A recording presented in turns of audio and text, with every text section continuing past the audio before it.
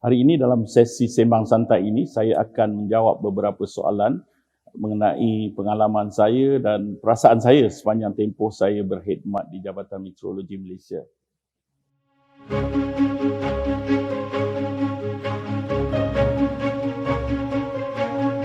Banyak perasaan ya.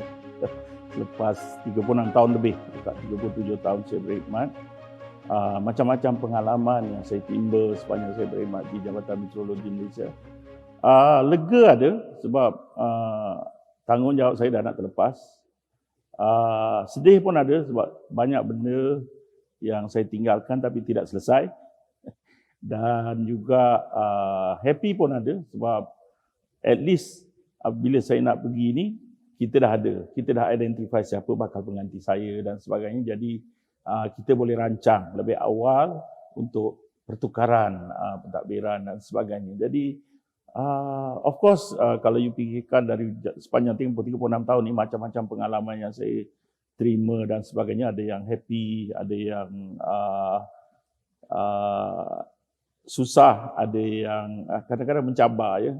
Jadi ini adalah tempat saya mencari nafkah. Jadi of course, bila kita nak tinggalkan tempat tu, kita agak sedih lah. Tapi itu perjalanan hidup, jadi kita terpaksa harungi setiap masa.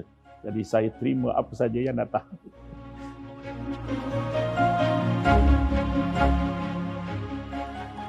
Wow, banyak ya. Of course, first kali saya jumpa isteri saya lah di jabatan ini. Itu antara kenangan yang susah saya nak lupa ya. Tapi lebih pada itu sebenarnya banyak ya, kita masa tu tidak ramai orang kita bekerja di Jabatan Meteorologi. Jadi cabaran dia sangat besar. Jadi itu antara pengalaman-pengalaman yang saya tak boleh lupakan.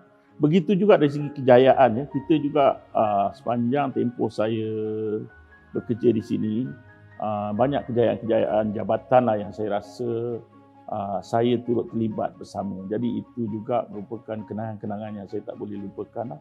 Dan satu lagi kenangan yang mungkin saya tak boleh lupa, masa saya menghadiri malam tu 4 hari bulan September 4 hari bulan Mei tahun 2019 ya. Saya diarahkan untuk mewakili jabatan sebab ada pertemuan antara YB Menteri masa tu dengan wartawan-wartawan di seluruh di IOI Mall ya. Dan masa tu saya datang lewat, memang saya jam kan maghrib kita nak pergi IOI Mall dari sini. Jadi bila saya sampai tu saya makan tengah saya makan seorang-seorang sebab tak ada orang lain semua dah makan, jadi saya tak makan. Dan masa itulah diumumkan saya mengambil alih sebagai ketua pengarah. Jadi itu juga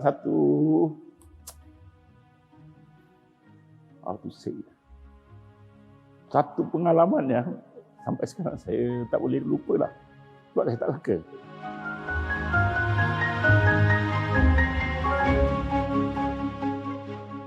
Saya memang suka bercakap tentang meteorologi ni sebab ini satu bidang yang saya rasa jarang orang Malaysia memahaminya dengan secara mendalam. Dan banyak orang bercakap tapi sebenarnya dia tak tahu apa dia sebenarnya meteorologi. Mungkin klimatologi ramai orang yang faham, tapi meteorologi ini memang sangat kurang orang yang faham. Jadi dari segi ilmu meteorologi ni, saya banyak kali sebenarnya bercakap dengan pelbagai pihak lah bahawa apa yang ada di Malaysia ni tidak memadai. Maksud saya, ilmu itu tidak boleh dituntut di sini saja. Kita perlu mendapatkan ilmu ni di seberang laut, maknanya di luar negara ya. Tapi itulah, kita ada limitation. Kita dari segi kos, dari segi dan pelbagai universiti kita juga tidak menawarkan bidang meteorologi ini. Jadi amat sukar bagi pegawai yang muda macam sekarang ya untuk mendapatkan latihan ataupun ilmu meteorologi ini di dalam negara tanpa mereka berusaha untuk cuba mendapatkannya daripada negara-negara lain dan sebagainya. Unfortunately ya, negara kita tidak macam dulu, di mana dulu kita sering mendapat bantuan. Contoh dia, every now and then kita ada bantuan daripada negara lain untuk scholarship dan sebagainya. Sekarang negara kita dah dianggap maju, jadi kita kurang mendapat bantuan. At the same time, ekonomi juga tidak membenarkan kita untuk menghantar pelajar-pelajar kita ataupun pegawai kita untuk buat kursus di luar negara. Jadi ini satu limitation yang kita perlu aware lah. Jadi saya harap di masa-masa hadapan kita dapat menghantar pelajar-pelajar kita untuk mempelajari ilmu meteorologi ini di seberang laut, sebab saya rasa kepakaran ini tidak ada di dalam negara kecuali di jabatan kita. Dan walaupun ada di jabatan kita, tapi tanpa sesi-sesi perbincangan dan sebagainya, saya rasa ilmu meteorologi ini tidak, dan klimatologi ini tidak dapat diturunkan dengan baik. Sebab itu saya cadangkan ada sesi macam sembang cuaca dan sebagainya, supaya pegawai yang lebih muda dapat mempelajarinya daripada pegawai yang lebih senior dan sebagainya. Sebab pegawai seperti Encik Nur Saleh, Dr. Hisham, Encik Helmi dan yang sini-sini ni, mereka banyak training di luar. Mereka punya pengalaman, mereka punya knowledge yang even negara luar pun menghormati mereka. Jadi kita perlu taps ataupun kita perlu ambil ilmu-ilmu yang mereka ada ni untuk kita kongsi bersama dengan pegawai kita. Sebab kalau kita nak pergi overseas mungkin itu terlalu mahal. Itu satu. Yang keduanya dari segi macam mana saya nak kata environment untuk kita mempelajari ilmu itu sendiri Macam dulu kami explore kami bukanlah itu, kami banyak belajar sendiri. Sebagai contohnya, saya memang dulu terkenal dengan komputer sebab saya lama jaga komputer. Tapi semua tu saya pelajar sendiri. Tapi sekarang saya nampak dari segi, especially dalam bidang meteorologi saya nampak kurang pegawai kita cuba nak mengkaji dan sebagainya.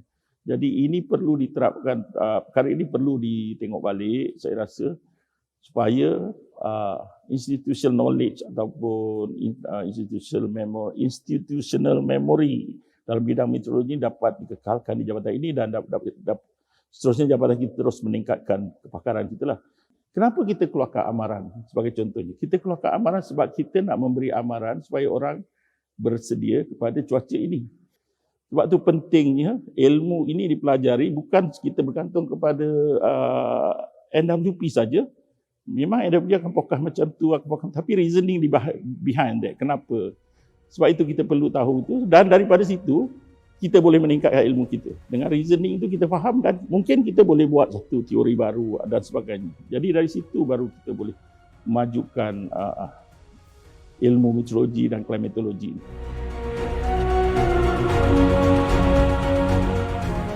Sangat penting kalau orang awam tak faham. Sebab tu sampai sekarang masih ada lagi suara-suara yang kata kita hujan sana sini lagi. Perasan tak? Sebab apa? Mereka tidak faham. Ingat kita ni buat ramalan setakat macam meramal tu, tanpa ada asas-asas saintifik. Sebab tu pentingnya kita mengadakan KPM. Kalau saya buat? Saya post dalam grup top management kasar contoh dia chat. Kenapa saya kata besok kalau kita buat press statement ke apa ke, kita tunjukkan catatan ni menunjukkan ni. Jadi daripada situ pentingnya orang awam faham. Jadi mudah kita nak explain. Kalau dia faham, mudah dia nak explain dan juga mudah mereka nak mengambil tindakan. Kalau mereka tak faham, dia akan anggap kita ini Matt sembunyikan maklumat ni, dia kata dia tak cakap yang sebenar dan sebagainya. Itu bagi saya sangat penting kita terus mengadakan kempen-kempen dan juga maknanya maklumat-maklumat supaya orang awam boleh faham. In fact, kalau di negara-negara lain dia tengok chart tu pun dia tahu hari ni hujan atau tidak. Jadi mudah. Meteorologi tak perlu susah payah, dia cuma perlu baiki map, baiki itu saja. Boleh tumpu kerja kita. Tapi di sini kita terpaksa menangani isu-isu viral dan sebagainya disebabkan rakyat tidak faham meteorologi. Kalau you tanya saya lah, pencapaian terbaik jabatan adalah pengkomputeran. Pengkomputeran daripada sistem manual kepada digital. Maknanya dulu kita buat operasi kita secara manual masa kita di Subang tu. Pada tahun 1997 kita dapat projek, kita panggil projek Rancangan Malaysia ke-7 masa tu pada tahun 1997. 98 dan sebagainya, ekonomi kita teruk. Jadi projek pembangunan tu tertangguh sehingga tahun 99 kalau tak silap saya. Dan masa itulah saya baru balik daripada overseas dan saya dimasukkan dalam tim untuk buat pengkomputeran pengkomputeran. Maknanya semua proses daripada pencerapan sampai kepada ramalan kita buat secara automation. Itu saya rasa itu satu pencapaian yang amat besar bagi jabatan, memudahkan jabatan, mempercepatkan kerja dan sebagainya. At the same time, jabatan kita mula dikenali. Daripada situ, daripada kejayaan tu kita telah memasuki pertandingan, ya. Kalau tengok kita telah masuk pertandingan anugerah IT. Dan juga pada masa yang sama kita juga memasuki pertandingan anugerah kualiti Perdana Menteri. Sama sekali. Sebenarnya saya dimaklum masa tu kita telah diberi menang anugerah kualiti Perdana Menteri pada tahun 2003. Adalah pencapaian sangat besar bagi jabatan sebab saya rasa tidak banyak jabatan yang pernah memenangi anugerah kualiti Perdana Menteri ini disebabkan daripada proses pengkomputeran kita itu, dan itu menyebabkan kita, dan semua proses-proses kita lebih cepatlah sebenarnya dari segi pengantaran data dan sebagainya. Kalau dulu secara manual kita semua automatik. Jadi itu satu kejayaan yang besar bagi jabatan. Bagi saya lah. Dan saya terlibat secara langsung dalam kedua-dua itu. Termasuk masa, mungkin ramai yang tidak tahu ya, masa kita buat anugerah kualiti Perdana Menteri dulu, masa masuk pertandingan tu, kebanyakan pegawai yang terlibat adalah pegawai grade 41 yang baru. Kan, bukannya, masa itu kebetulan, saya pun tak pasti kenapa AJK, kami semua yang buat. Saya, Encik Zahari, Puan Zawiyah, Encik Zabani, Encik Ling, siapa lagi ya? Ada dalam 10 orang, tak silap saya, dan jawatankuasa yang buat tu. Semua grade 41. Dan kami memang tak tahu apa. Tapi kita buatlah sampai pukul 2-3 pagi kami nak. Tapi kami confident masa tu, kalau kita menang anugerah ni, insyaAllah jabatan akan meningkat. Banyak. Banyak sebenarnya. Angan-angan memang banyak. Tapi dalam masa 2 tahun sebagai KP, itu tak ada masa. Dan antaranya ya, saya kalau boleh saya nak staff kita dalam keadaan selesa. Tapi Alhamdulillah macam beberapa isu juga kita boleh selesaikan. Contohnya kita punya penyumudan grade tu, kita dah dapat lantik baru orang, EO baru, dan juga EO pun kita kenaikkan pangkat, semua kita berjalan lancar lah. Yang itu saya sempat lah, bolehlah sempat kita push. SME juga kita sempat push, hopefully lepas ni kita boleh dapat banyak lagi lah. Online kita akan dapat. Jadi kalau ada SME ni sekurang-kurangnya banyak lagi peluang untuk kenaikkan pangkat kepada pegawai-pegawai dan sebagainya. Harapan saya sebenarnya bagi saya sebagai meteorologis, saya pun banyak kawan-kawan di luar negara. Sebenarnya we are not doing very bad. Actually we are among the best in Southeast Asia actually. Tapi saya punya harapan at least kita lebih baik lagi, kalau boleh kita boleh standing dengan Australia di Region 5 ataupun paling kurang pun sama dengan New Zealand. Masalah kita tak boleh nak buat tu. Saya dulu memang, saya ingat kalau saya jadi KP, kita boleh aktif lah dekat international. Tapi disebabkan COVID, disebabkan apa semua ni, itu bukanlah saya nak pergi overseas, tapi maksud saya tu penglibatan kita di arena antarabangsa lebih aktif. Itu satu. Satu lagi pengiktirafan lah kalau boleh daripada pihak luar ya. Cuma saya hope keadaan di jabatan ni lebih selesa. Kalau you boleh dapat pindah ke Dinlai, dekat Labu ke, supaya lebih cepat dan lebih selesa lah. Dan di sini pun kalau tak itu pun mungkin kita dapat itu lebih selesa, supaya environment kerja tu seronok lah. Kita nak environment kita itu, dan saya harap ya saya telah berjaya. Saya tak tahulah sama ada saya berjaya atau tidak. So at least kita okey lah. So hopefully lepas ni jabatan juga akan lebih mesra dengan Kasar dan dapat kerjasama yang lebih baik lah dengan Kasar. Sebenarnya kita dah sama. Saya pun tak tahu, mungkin ramalan kita lebih need to be more specific lah. Contoh dia, tapi bukan senang di kawasan tropika sebab ilmu dia tak sampai lagi. Bagi saya mungkin next 10 years pun ilmu meteorologi di kawasan tropika ni tak sampai tahap tu lagi. Sebab tak ada universiti di kawasan tropika ni yang buat kajian.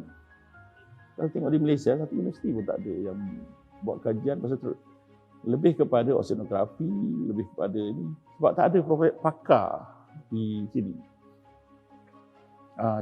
Tapi mungkin dari segi produk lah, kita boleh improve dari segi produk, presentation dan mungkin penampilan di TV, di media kan.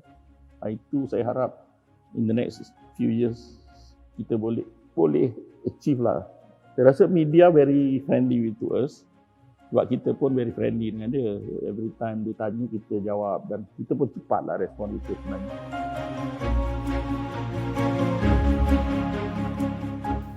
Nasihat pertama, don't give up. Don't give up. And then, don't always think about money lah. I always never think about money. Okay, saya punya prinsip, rezeki itu Tuhan bagi. Doesn't matter, you kerja apalah. Kalau Tuhan tak nak kasih, tak adalah. Alah, rezeki ada mana-mana, kita kata. And then, bekerja dengan seronok. Bekerja dengan seronok. Take it as a challenge ataupun as saya seronok lah masa saya kerja di komputer, saya kerja di Agromet. Walaupun saya always make it enjoyable to myself. So, and then, saya punya konsep, saya tak bawa balik kerja. Habis kat office, habis. Saya tak pernah cerita pasal kerja kat rumah. Walaupun isteri saya satu office. Saya tak pernah cerita pasal office di rumah. So, kat rumah lain, kat office lain. Begitu juga, you mesti tambahkan ilmu lah. Improve your knowledge, improve your ini. Please save some money. Because kita tak tahu bila kita susah. Kan? Please save some money. So, jangan give up. Sentiasa tambah knowledge lah. Sentiasa tambah knowledge dan tak kira lah knowledge apa. Mungkin knowledge dari segi negotiation, dari segi you punya PR, dari segi you punya, kalau you tak boleh. Tapi meteorology is always important sebagai meteorologist. So you kena up to date your knowledge. Sebab kalau tak, you will be left behind. Dan satu lagi, show that you are important. Show that you are important to the country, to the department and so on. Syukurlah apa yang you ada. InsyaAllah rezeki ada di mana-mana. Jangan terlalu memikirkan pangkat ataupun gaji sampai itu sajalah saya rasa. Dan satu lagi, buat dengan ikhlas. If you ikhlas, then you happy. Kalau you tak ikhlas, you tak happy. Apa-apa you buat pun. So, yang penting sekali meteorologi, you kena buat kerja you lah. Maksud saya, tanggungjawab kita kan sebagai meteorologis untuk kita memberi perkhidmatan meteorologi sebaik mungkin. So, buatlah yang sebaik mungkin. Itu harapan saya lah pada generasi yang akan datang.